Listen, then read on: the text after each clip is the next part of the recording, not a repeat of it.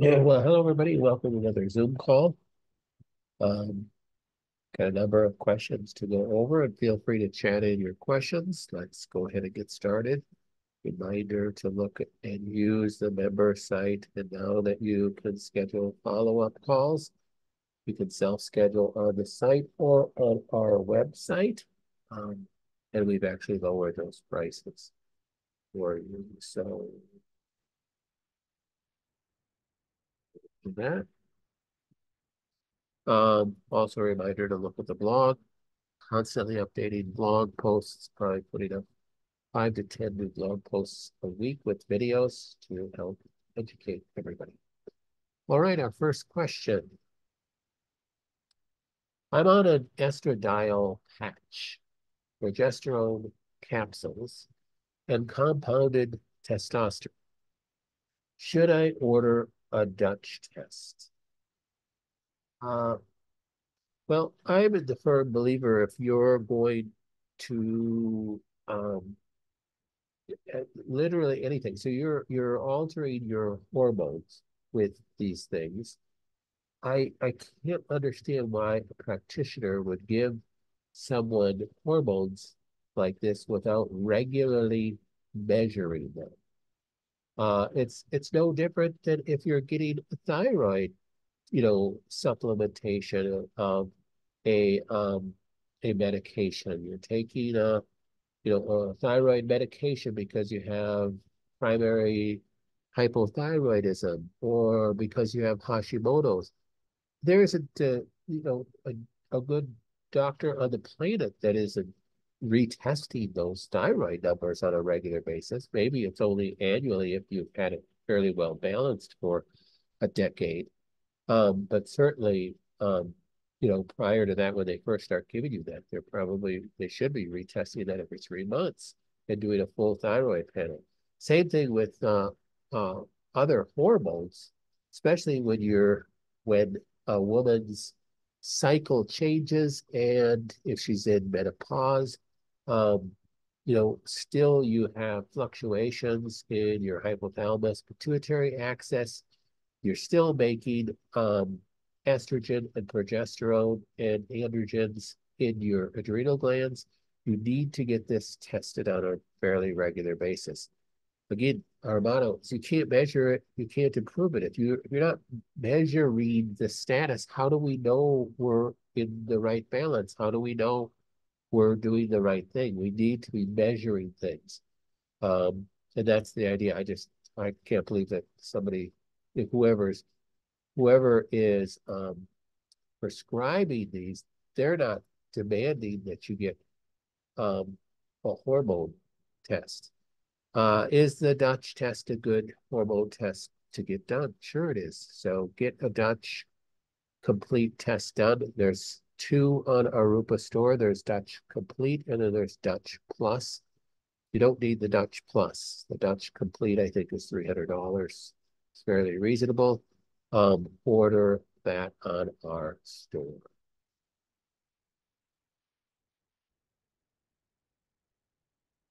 I had the genetic testing done. How can I find out if I was tested for the following genes, the MTHFR, the MCY, the COMT, the MTRR, the MTR? I don't know how to read the book I was given. Well, that's why we have the course. So I do understand that reading your genes can be extremely complicated. So I try to make as many videos as possible and we put them on the course. And remember, you have full access of the course as our member.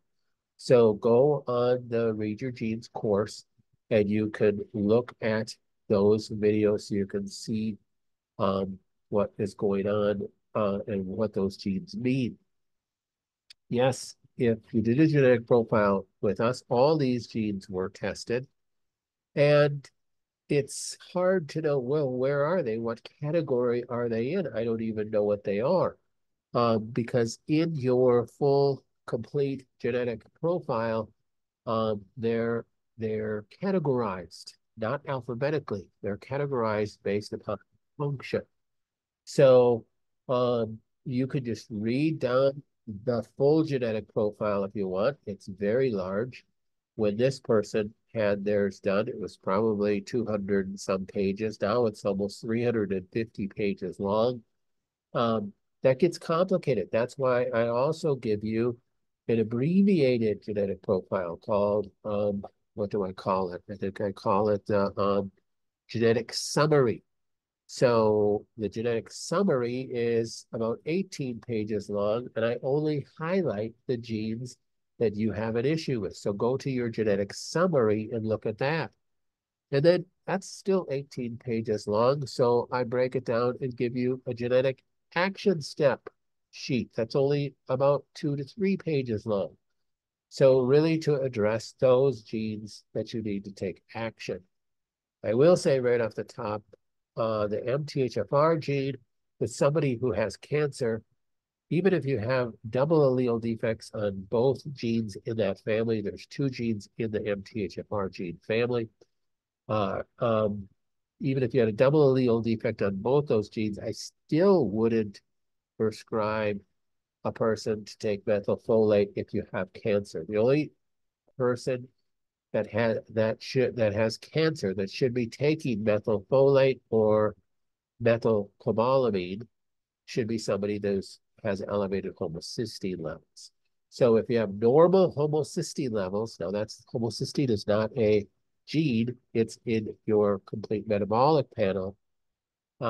So that if your homocysteine levels are within normal range and you have a history of cancer, regardless of whether you have defects on your MTHFR gene or not, you should not be taking methylated folate.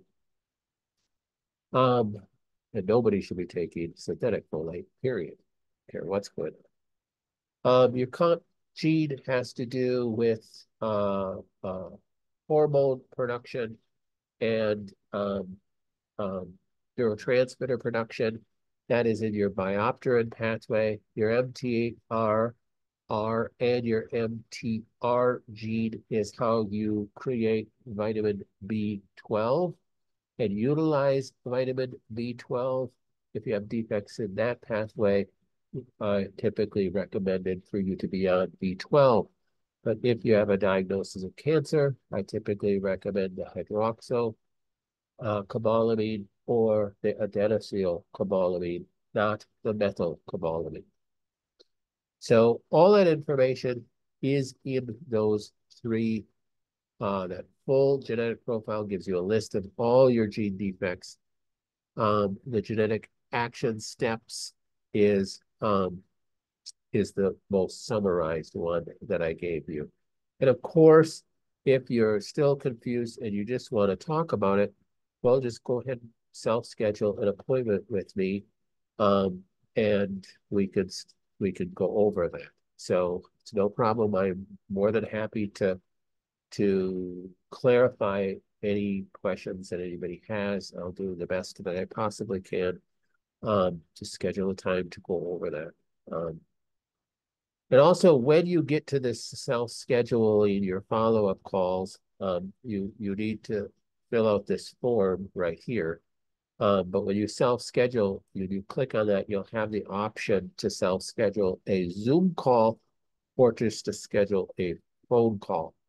Why would I want to do a Zoom call? If you're going over labs, if you want me to go over your labs or go over your genetics, then you want to make it a Zoom call because then I can share my screen and I can easily point to, see this is what this means, and I can pull up documents and share different things and make it a better educational call.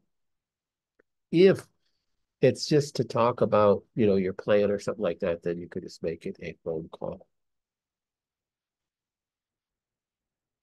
Okay, question pertaining to this. I have high homocysteine and have been taking methyl B12 for almost 3 months. It's slowly coming down. What exactly is the risk of taking methyl B12 if you have cancer? So methyl groups do several things in your body. One of the things methyl groups do is that they silence genes. And we don't want excess methyl groups with somebody that has cancer because you could turn off tumor suppressor genes.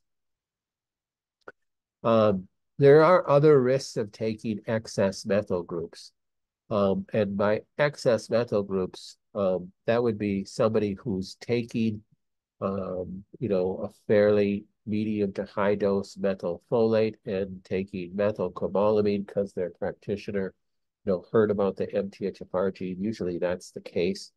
Or they read something on Instagram or Facebook about the MTHFR gene is the cause of all disease, which is total nonsense. There's a lot of nonsense out there about the MTHFR gene, more nonsense than any genetic, um, uh, any gene in a genetic test, because there's just so many practitioners who, I don't know how to say it nicely, but don't understand the whole big picture of genes. And they readily prescribe methylfolate and methylcobalamin with somebody thinking that, oh, you have an MTHFR gene defect. Well, you just need to get on some methyl groups. And then they put people on fairly high dose methyl groups, many times 1 to 5 grams of methylfolate. The issue with that is even worse than just the cancer piece. It's even if you don't have cancer, if you have defects in the biopterin pathway, then it pushes that pathway really hard. So it really can change your brain neurochemistry, and it can cause, excess rage and excess OCD issues, especially if you also have those biopterin pathway defects on your dopamine pathway, your serotonin pathway, your GAD pathway, making glutamates. And it can cause a lot of emotional instability. So I can't tell you how many people that I've spoken to, especially a number of years ago when I was doing a lot of genetic consultations, the people that were put on methyl support because the doctor only knew to read the MTHFR gene, and these people were having, serious relationship problems and rage issues and all sorts of problems, and it gets very serious. So you don't want to do that. Now, when do you go on methyl groups? I really think you only go on methyl groups if you have issues with homocysteine levels and have no history of cancer or issues with homocysteine levels and cancer, or you have, if you looked at the rest of the genes. So you got to take a 30,000, foot view of genetics to really look at all of them together and see how everything works together. Because from a metabolic standpoint, everything does work together. This is why too much of a good thing can be a bad thing. With supplements, you could be pushing pathways that you don't want to push. Now, certainly somebody who has MTRR and MTR defects, you do want to support vitamin B12. Vitamin B12 deficiency goes way beyond just a genetic issue. A person can have no defects on these pathways and still can have serious B12 absorption problems. And what's the #1 cause of that? Well, a decreased hydrochloric acid production in the stomach. If you're not making hydrochloric acid in the stomach, you're not going to be making intrinsic factor, because intrinsic factor production and utilization is dependent upon HCl production. Intrinsic factor is how you absorb B12 from your food. So if you're eating foods with B12 in it, or even if you're taking a B12 supplementation, and you have a decrease in HCl, that's why it's so important to be supporting hydrochloric acid in your stomach and be taking hydrochloric acid with your meals, to, at least your larger meals, to support that, so that you have adequate absorption of B12. Because, a lot of people are walking around with fatigue, AKA from anemia, and it's actually B12 anemia. They have normal red blood cells, normal RBWs and everything, and it's really a B12 anemia, because of HCl and its relationship with intrinsic factor and its relationship with the ability to absorb B12. So you could get on the genetic course and learn more about that as well. And I have some videos regarding that as well. Okay, is it okay for a cancer patient to take L-glutamine for a short period of time? This person is referring to what I talk about quite frequently, that a cancer patient should not be on glutamine supplementation because glutamine is one of the amino acids that can be a direct fuel source for cancer. However, let's say you're in a fairly good state of remission, but you have major gut issues. And you want to heal the gut. Can you go on a glutamine supplement for a short period of time? My answer is yes, you can. I would say a lower dose glutamine supplement. Now, there are some glutamine. So L-glutamine is a supplement that is used to help heal the gut. Why is it used to help heal the gut? Because glutamine helps stimulate cell reproduction quite readily. It stimulates cell reproduction. Well, why would I want to do that if I have cancer? Well, if your cancer is in remission and it's not a intestinal cancer, let's say it's breast cancer, but I'm in remission, I'm doing really well. Now I got to heal my gut. I'm having major gut problems. I say it's okay to take glutamine for a short period of time. And I mean, maybe for a month or maybe 2 months. And not take high dose glutamine because there are glutamine supplements that are 4 or 5 grams of glutamine. I think that's way too much. I think taking less than a gram of glutamine would be your best way to do it. We have a product called Clear GI. It has 1.5 grams glutamine in it, but it's a powder, so you don't have to take a whole scoop. So if you take a half scoop, you're getting 750 milligrams of glutamine, and it has some really, really good gut healing. It's a gut healing supplement. So it's got all these other great supplements that will help heal the gut. It's a great supplement. Now, if a person has got more active cancer, then you go and you're working on trying to heal the gut. Then you think of something like Gastromand that has got less things, but it's got that deglycerized licorice, which is so healing for the gut. GI Clear GI also has that licorice in it, but if you want to stay away from glutamine altogether, then you just don't want to risk it, then you go with a Gastromed supplement. But remember, you got to start when you're healing the gut, you have to start from the top down. So are you chewing your food well? Do you have HCl issues? That's, again, the number one digestive problem. And that's how so many digestive problems start, is because of a decreased HCl production. Well, how does that happen? Well, it happens because of stress, it happens because of dietary issues, damaging those cells in the stomach that make HCl. So you need to support it by adding HCl and digestive enzymes to your diet when you eat. And then it might be necessary to heal the gut. Now, again, I have multiple videos on HCl and healing the gut, and how HCl deficiency so often leads to H. pylori, Helicobacter pylori. I have videos on that and blog posts on that, so make sure you take a look at that. Is there a test for cancer? A family member suspects breast cancer that doesn't involve a biopsy. So assume this person doesn't want to do a biopsy, they suspect breast cancer. Well, again, the only way to get a legal diagnosis of cancer is to do a biopsy. So you can't get a legal diagnosis of cancer without doing a biopsy. Even a radiologist who maybe does a scan of somebody, and radiology, you learn how to identify pathology.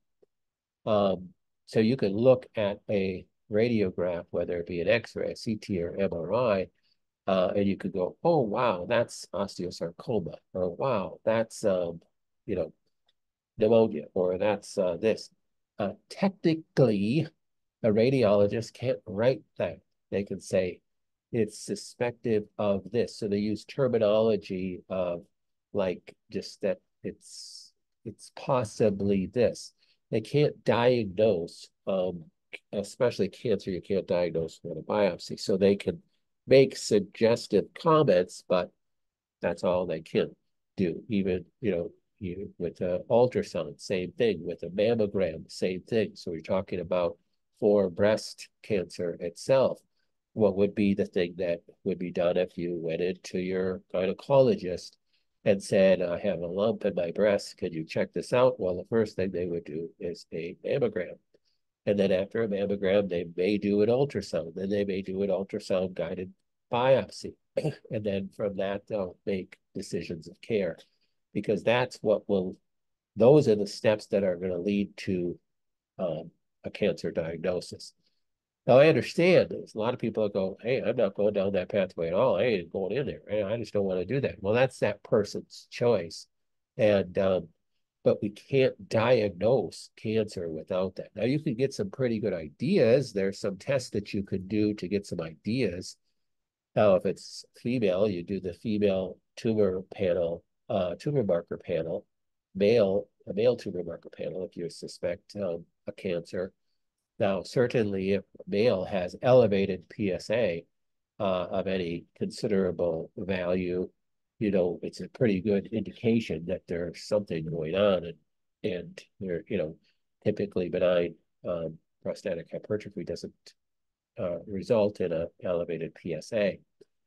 Now, typically, if a person doesn't have cancer, they typically will not show elevated tumor markers of any kind. Um, but the problem is that tumor markers aren't specific to cancer except PSA to prostate. And a person can have, very advanced cancer and not show any positive tumor markers.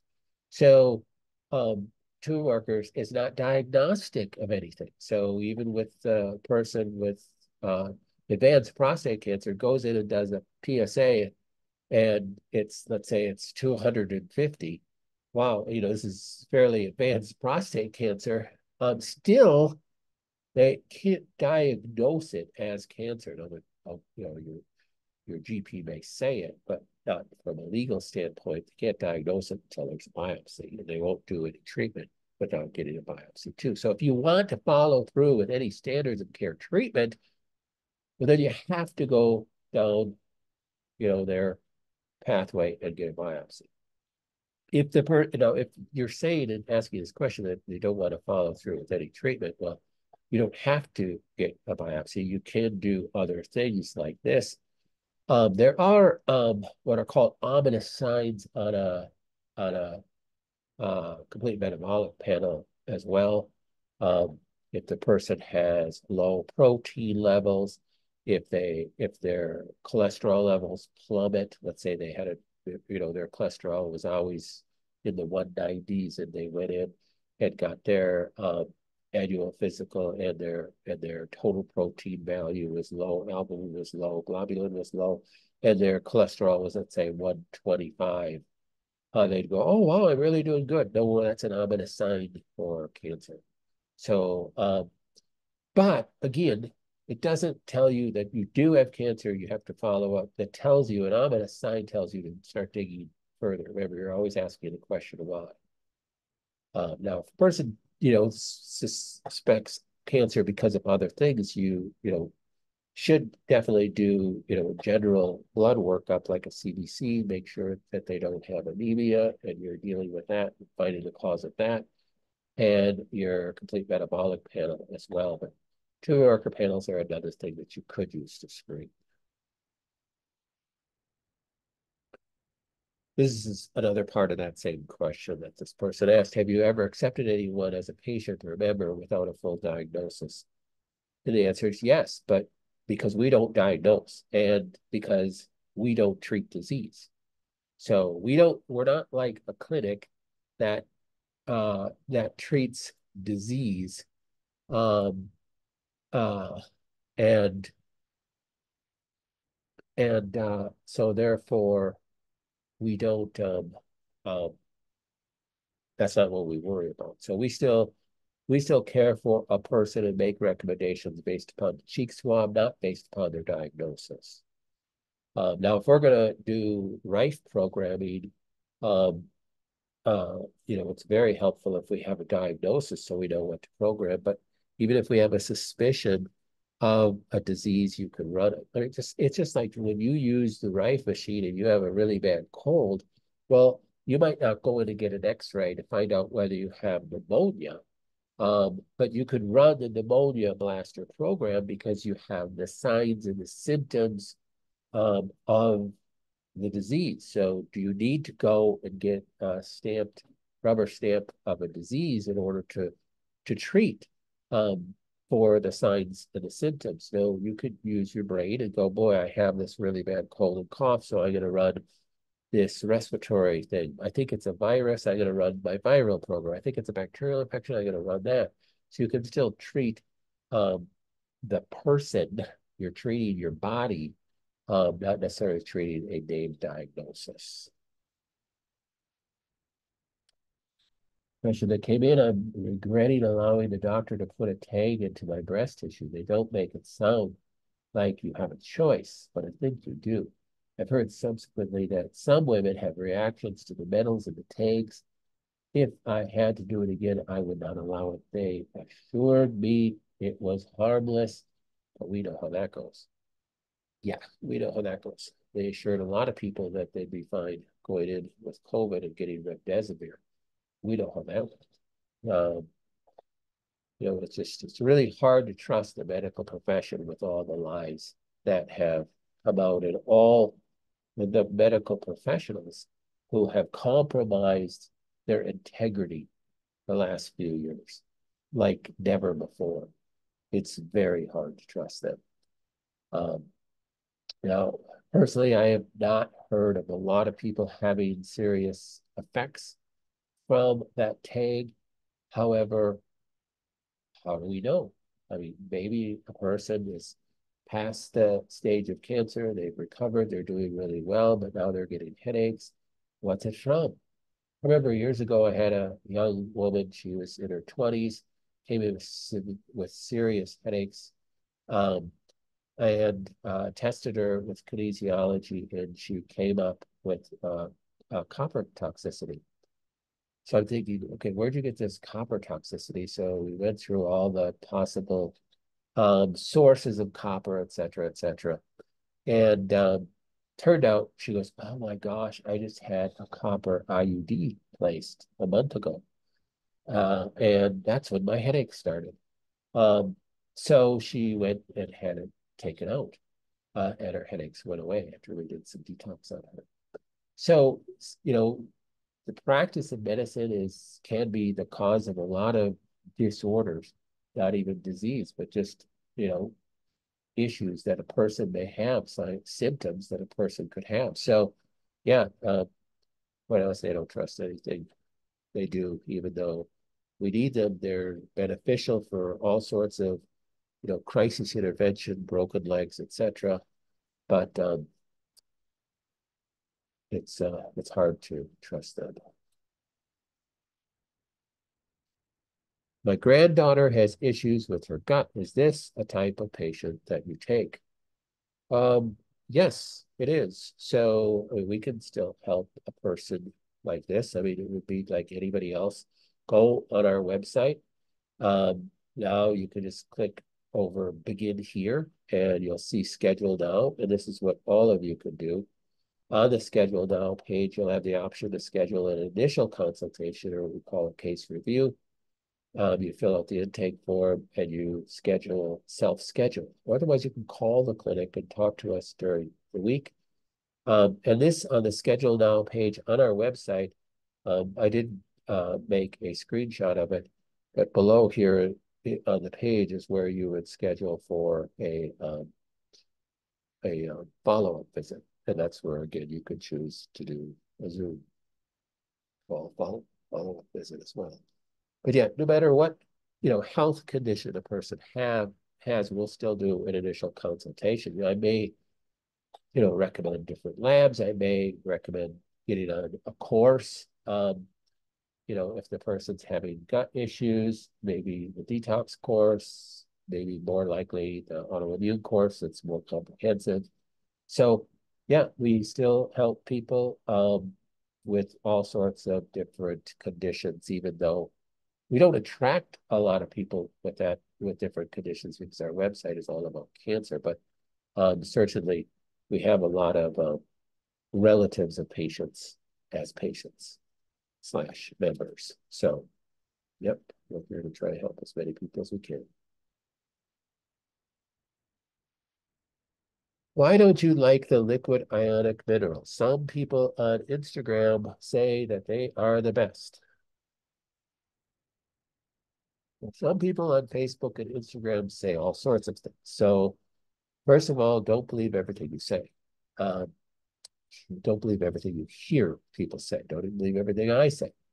Um, so, but unless you're given a solid reason. So let's think about it. So the liquid ionic minerals, and we'll also lump into that category poorly chelated minerals like calcium carbonate. Um, so liquid ionic minerals and earth minerals. Actually, there's a brand called Earth Minerals, which is just really fool foolhardy. I don't know how to say it nicely. I'll just say it. It's really stupid because that's not how we're supposed to eat our minerals. That's not how we're supposed to get minerals. We don't suck on a rock to get our minerals. So I just put this together. There's minerals in soil. So you get minerals in soil. How do you get minerals from the soil into our body? So there's earth minerals, ionic minerals in the soil, in water. And this is my argument against people who will say, oh, you shouldn't use distilled water or reverse osmosis water because it's dead water. It doesn't have any minerals. You're not drinking water to get these earth minerals. Those earth minerals are not even good for you. You don't absorb them. They actually take up absorption sites from minerals that you would get from your food. So your vegetables and plant animals that eat vegetables, aka cows, eat vegetables, and they're eating vegetables that have taken minerals from the soil and changed them into a double bond amino acid chelate.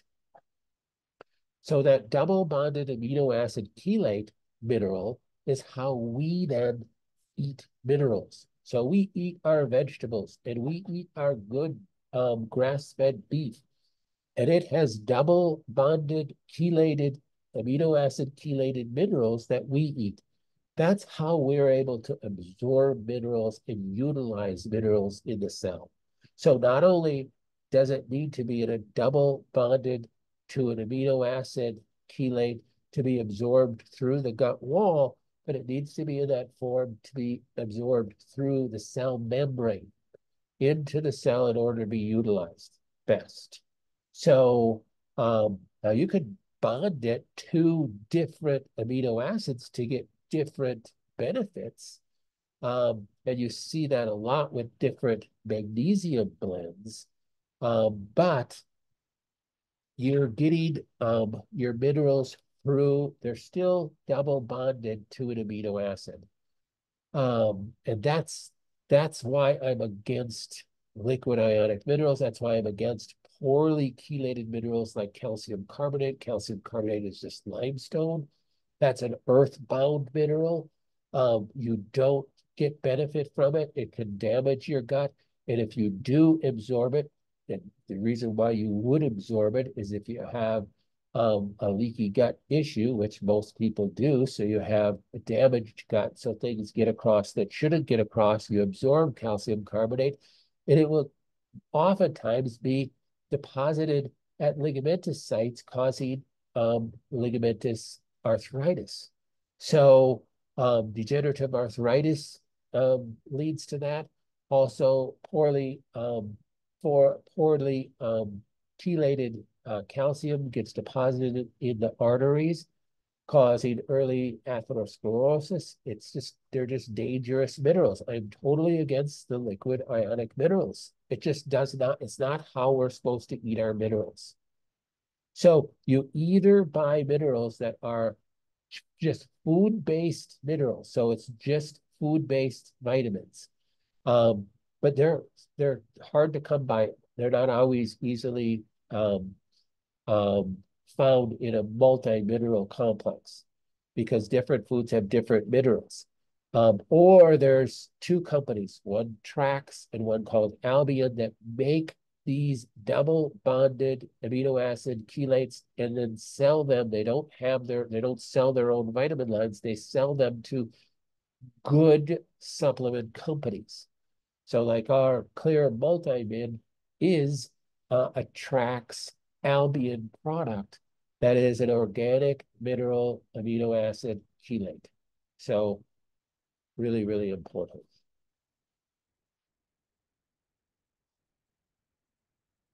Okay, question that came in. Is intermittent fasting always better than spacing your food out through the day? Same amount of food. Yes, I think you're talking about if you ate 3 meals a day, you're spacing the food out, you have 4 hours in between each meal. What's the benefit of intermittent fasting over that?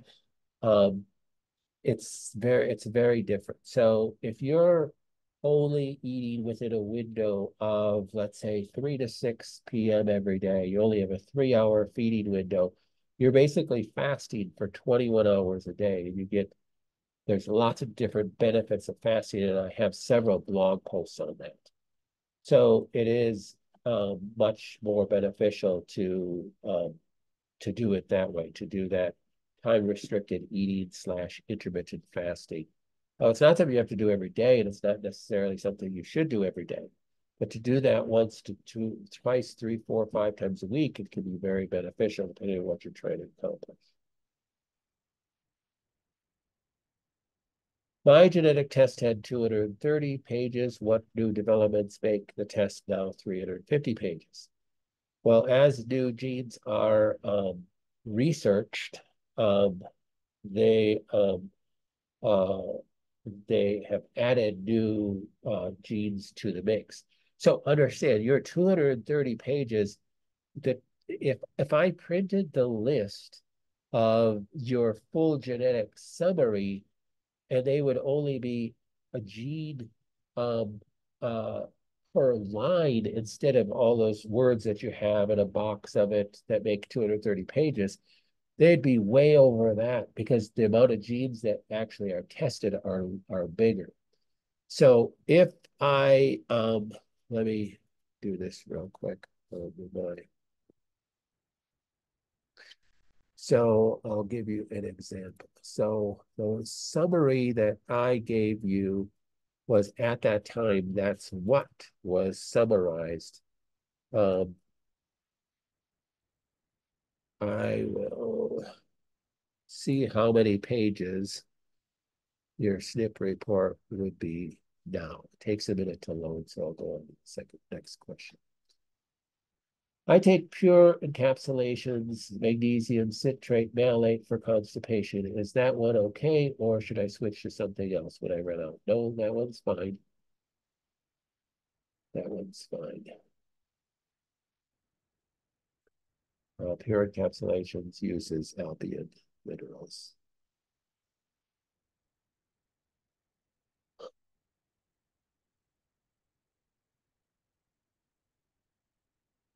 Have you been following Dr. McCullough's new articles about how doing too much keto or fasting damages your metabolism and causes stress via cortisol? It's like he's done a 180-degree turn on his advice. He said it's better for mitochondria to get energy from glucose.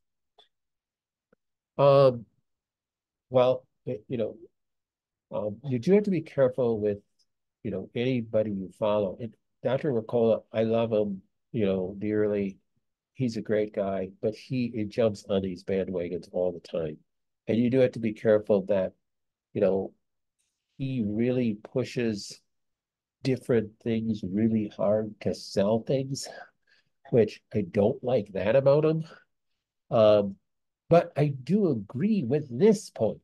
So when he was on the giant bandwagon of doing keto and fasting all the time for people who are not cancer patients, it's like I don't like those bandwagons because you know these aren't good for everybody, and I don't think these diets are good for everybody.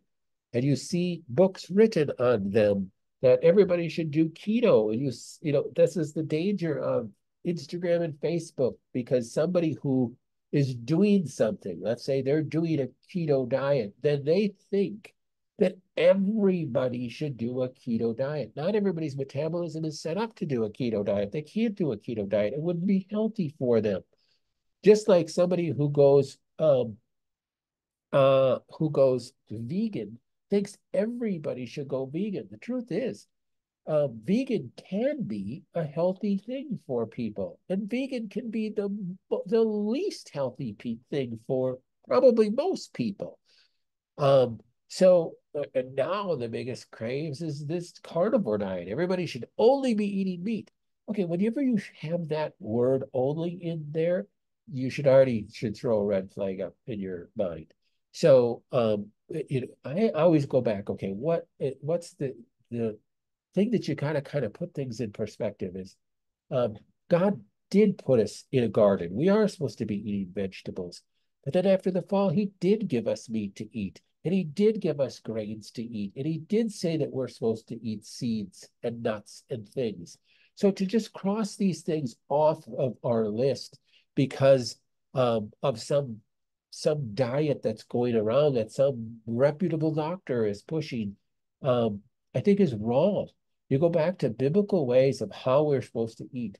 Now, granted, our food has been adulterated, and granted, our grains have been so scorched and damaged, it's crazy. And granted, a lot of people have gluten sensitivities and they have antibodies to gliadin and gliadin peptides and dairy and different dairy peptides and things. So you do have to address those things because man has so destroyed our food supply. But God has allowed us to eat everything. Um, and, we have to be in balance with all that we eat. Now, everything might not be good for everybody, but it doesn't mean that it's not something that, is a bad thing to be doing. Um, so even a cancer is it okay for a cancer patient to be doing keto or fasting? Well, you know what I've said about fasting, and I know there's disagreement out there about how long a person should fast if they have cancer, and I've said that you probably shouldn't be doing too many fasts over 24 hours if you have cancer. And how long should you be on a keto diet if you have cancer, if you have a cancer that would be beneficial for a keto diet, which is typically like the brain cancers. It's not something you stay on the rest of your life either. So it's about that balance. And I have long said too that you think about how we grow food, and should we be eating more in season, and should we be eating apples every day just because apples are good for us? Maybe not. You know, so we rotate our diet and rotate what we can eat. Can we use grass-fed liver instead of B vitamins? Well, um, grass-fed liver has benefits. So I think good, clean organ meat has a lot of benefits for us. So yes, I think it is. How many B vitamins are in that? I'm not sure. I don't know if you're eating grass-fed liver, just the liver itself, is that going to contain enough B vitamins? I don't know either. And if you're just getting B vitamins because you feel like you should be getting B vitamins, or you're taking B vitamins because of a measured deficiency, um, then if you're measuring something, okay, let's say you're measuring homocysteine, and I don't want to be taking methyl Bs or anything. I just want to eat grass-fed liver. Well, then go ahead, try that and measure the homocysteine again. So If you're doing it because you're trying to just do something that's good for you, it's not something you're measuring, then you just have to try it. So we should really be asking you to evaluate our best diet as we go along. Then when we do cheek swabs, yes, and most advantage of the diet plan might change during our cancer journey. Yes, and Dr. Mercola obviously is treating cancer patients, and he's not talking necessarily about keto and fasting and such regarding cancer. He's talking about that in the general public as well. And that's why I've said, your diet can change because cancers may always be trying to find a fuel source. So you need to try to stay ahead of it as best you can in trying to block that fuel source.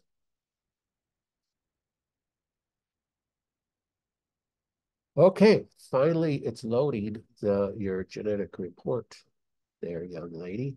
And you said it was 230 pages before. Now it's 334 pages.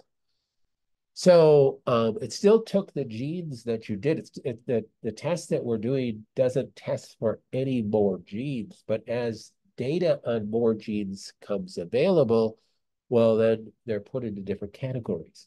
So, I mean, there's still research coming out on these genes on a weekly basis. So as that research is categorized, then this is categorized as well. So um, I can send you this if you want to nerd out on it, since I've downloaded it now.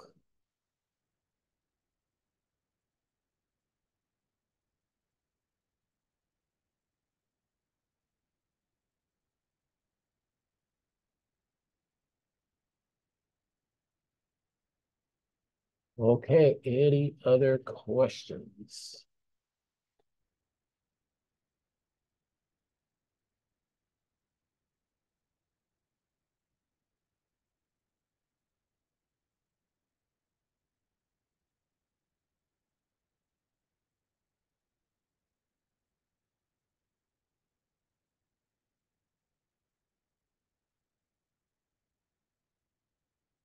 Are you familiar with the drug DON for reducing glutamate? Yes, I am familiar with it.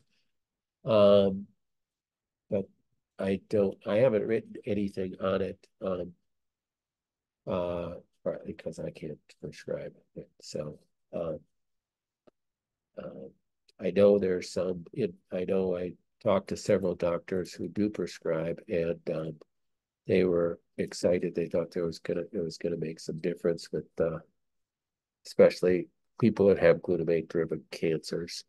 Um, like any drug, it has side effects too.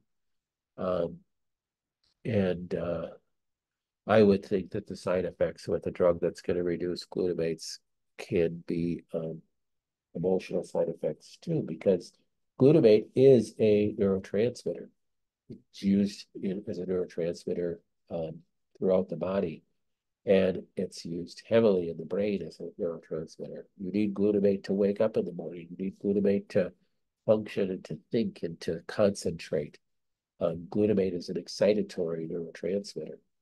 It has been shown that people that have a little bit excess glutamate defects on their GAD genes that produce excess amounts of glutamate from glutamine, because glutamine is converted to glutamate, is they have been shown to be more intelligent people and people that are more driven and get more things done, more successful in life.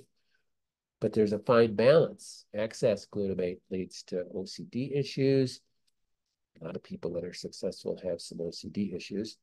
But excess OCD can be a problem. It can be very life damaging. So I would think that one of the side effects of a drug that's going to reduce glutamate is going to be uh, a loss of drive, a loss of concentration, a loss of mental clarity, things like that. So with any drug, there's always issues.